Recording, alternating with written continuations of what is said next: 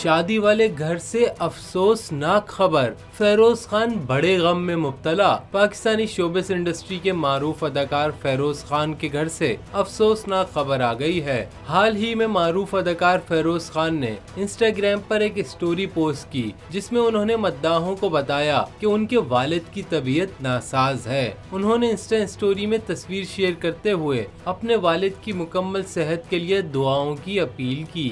Share की गई तस्वीर में फेरोज खान को अपने वालिद के सीने पर सर रखकर लेटे हुए देखा जा सकता है। अदाकार ने परस्तारों से वालिद के लिए दुआए सेहत की दरख्वास्त करते हुए लिखा कि मेरे वालिद के लिए दुआ करें क्योंकि वो सेहत के संगीन मसाइल से दोचार हैं। फेरोज खान का कहना था कि अपने वालिदैन को उस वक्त तक अपने से बेहद करीब रखें जब तक वो आपके साथ मौजूद हैं, क्योंकि ये जिंदगी उनसे मोहब्बत करने के लिए बहुत मुख्तसर है।